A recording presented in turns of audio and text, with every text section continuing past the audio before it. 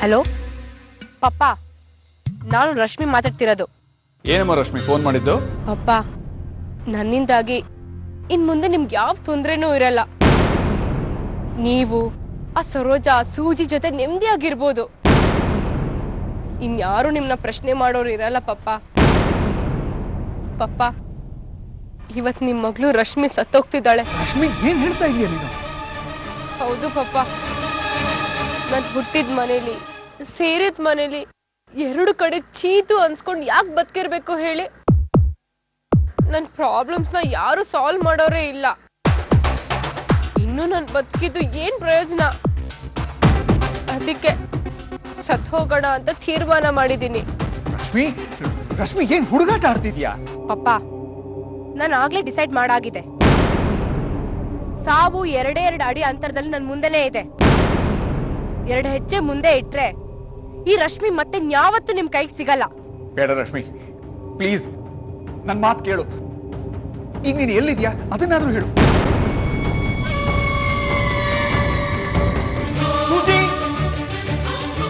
ಏನ್ ಪಪ್ಪ? ನಡಿಯಮ್ಮ, ನನ್ನ ಜೊತೆ ಬಾ. ಇಮಿಡಿಯೇಟ್ ಕಾರ್ ಹತ್ತು ಬಾ. ಎಲ್ಲಿಗೆ? ಅದೆಲ್ಲ ಹೀಗೆ ಹೇಳ ಟೈಮ್ ಇಲ್ಲಮ್ಮ. ನಡಿ ಬಾ ಬಾ ಬಾ. ರಶ್ಮಿ, ರಶ್ಮಿ ಏನಮ್ಮ ಇದೆಲ್ಲ? ಪ್ಲೀಸ್ ಕೆಳಗಿಳಿ. ನೋ ಪಾಪ, ನಂಗೆ ಲೈಫ್ ಸಾಕಾಗೋಗಿದೆ. ನಾನು ಸತ್ತೋಗ್ತೇನೆ. ರಶ್ಮಿ ಪ್ಲೀಸ್, ನಾನ್ ನಿನ್ ಪಪ್ಪ ಕೇಳ್ಕೊತಾ ಇದ್ದೀನಮ್ಮ, ನನ್ ಮಾತು ಕೇಳು. ಹೌದು ರಶ್ಮಿ, ನಿನ್ ಕೈ ಮುಗಿ ಕೇಳ್ಕೊತೀನಿ, ಏನು ಮಾಡ್ಕೋಬೇಡ, ದಯವಿಟ್ಟು ಕೆಳಗಿಲ್ ಬಾ. ನೋ ಸೂಜಿ.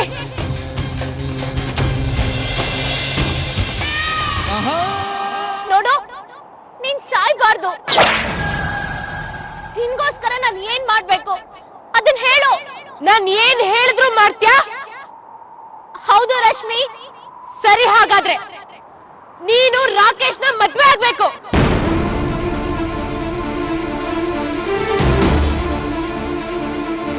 ಏನು ನಾನ್ ಹೇಳಿದ್ ಕೇಳ್ತಾ? ಹೂ, ನೀನ್ ಹೇಳ್ದಾಗೆ ಆಗ್ಲಿ. ಇದು ನಿನ್ ಜೀವನದ ಪ್ರಶ್ನೆ, ಹಿಂದೆ ಮುಂದೆ ನೋಡದೆ ಒಪ್ಕೋಬೇಡ. ನಿನ್ ಕೈ ಮುಗ್ ಕೇಳ್ಕೊತೀನಿ, ಈ ಮದ್ವೆನ್ ತಡಿಬೇಡಿ. ಬಾ ರಶ್ಮಿ, ಮದ್ವೆಗೆ ಒಪ್ಪಿಗೆ ಇದೆ ಅಂತ ಹೇಳಿದ್ನಲ್ಲ, ದಯವಿಟ್ಟು ಕೆಳಗಿಲ್ ಬಾ. ಯಾವತ್ತೂ ಆಗೋದಲ್ಲ, ಇವತ್ತೇ, ಈಗ್ಲೇ ಆಗ್ಬೇಕು. ಓಕೆನಾ? ಆಗ್ಲಿ, ಈಗ್ಲೇ ನಾನ್ ಮದ್ವೆ ಆಗೋಕೆ ಸಿದ್ಧ ಇದ್ದೀನಿ. ರಾಕೇಶ್, ನಿನಗೆ ಒಪ್ಕೆನಾ? ರಶ್ಮಿ, ನಿಂತ ಜಾಗದಲ್ಲೇ ಮದ್ವೆ ಆಗ್ತೀಯ ಅಂತ ಕೇಳಿದ್ರೆ ನಾನು ಏನ್ ಹೇಳಿ? ನೀನ್ ಹೂ ಅಂದ್ರೆ ಈ ಕ್ಷಣ ನಿನ್ನ ಸೂಜಿ ಮದ್ವೆ ನಡ್ದೋಗತ್ತೆ. ಇಲ್ಲ ಅಂದ್ರೆ ನನ್ ಹೆಣ ಬಿದ್ದೋಗತ್ತೆ. ಬೇಡ ರಶ್ಮಿ, ಬೇಡ. ನೀನ್ ಹೇಳ್ದಾಗೆ ಆಗ್ಲಿ. ನಿನ್ಗೋಸ್ಕರ ನಾನು ಸೂಜಿನ ಮದ್ವೆ ಆಗ್ತೀನಿ. ಸಿದ್ಧಾರ್ಥ್, ನಾನ್ ಸೂಜಿ ವಿಷಯನೇ ಮಾತಾಡ್ತಿರೋದು. ನಿನಗ್ ಫೋನ್ ಕಟ್ ಮಾಡಿದ್ರೆ ಸೂಜಿನ ಸೇವ್ ಮಾಡೋ ಒಂದ್ ಒಳ್ಳೆ ಅವಕಾಶನ ಕಳ್ಕೊಂಡೆ ಅಂತ ಜೀವನ ಪರ್ಯಂತ ಪಶ್ಚಾತ್ತಾಪ ಪಡ್ಬೇಕಾಗತ್ತೆ. ಏನ್ ಮಾಡ್ತಾ ಇದೀಯ ನೀನ್ ಅವಳಿಗೆ?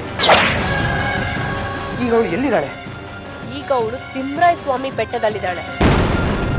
ನೋಡು, ನನ್ ಮಾತು ಕೇಳು, ಅವಳಿಗೇನು ಮಾಡ್ಬೇಡ. ಪಾಪ, ಹಸೆಮಣೆ ಮೇಲಿಂದ ಎದ್ದೇಳೋ ಹಾಗೆ ಮಾಡಿ ಅವಳ ಮದ್ವೆನ ಮುರಿದು ದೊಡ್ಡ ಪಾಪ ಮಾಡ್ದೆ. ಅದಕ್ ಪಶ್ಚಾತ್ತಾಪ ಮಾಡ್ಕೊಳ್ಳೋದ್ ಬೇಡ್ವಾ? ನಾನ್ ಹೇಳಿದ ಜಾಗಕ್ಕೆ ಬೇಗ ಬಂದ್ಬಿಡು.